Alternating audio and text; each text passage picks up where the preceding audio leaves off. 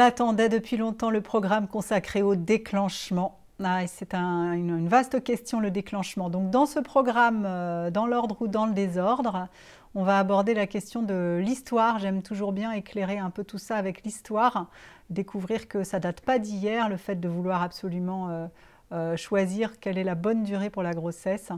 Et puis les méthodes qui ont pu être employées au travers des millénaires et aujourd'hui, depuis la médecine moderne jusqu'à nos jours, quels sont les différents moyens qui sont proposés, utilisés pour induire artificiellement le travail de l'accouchement.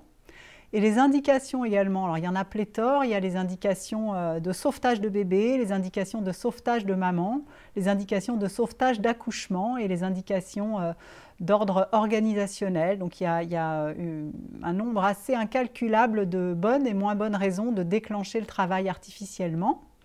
On détaillera les méthodes qui sont employées, donc des méthodes chimiques, des méthodes mécaniques, des méthodes plus naturelles.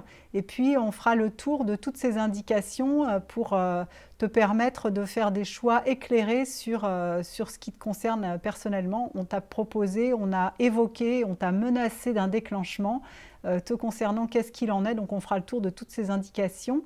Et puis, on verra aussi quels sont les choix politiques qui sont faits autour du déclenchement et quelles sont les conséquences pour maman et pour bébé d'un accouchement déclenché, comment ça se déroule la plupart du temps, est-ce que c'est anodin ou pas, est-ce que c'est une bonne chose? Oui, il arrive bien sûr que ce soit une bonne chose, il peut aussi produire un accouchement nickel après un déclenchement, mais aussi des accouchements qui partent en cacahuètes. On essaye de voir un peu l'ensemble de tous les aspects du déclenchement pour que tu puisses décider si ça te concerne ou pas et si c'est une bonne chose ou pas pour toi.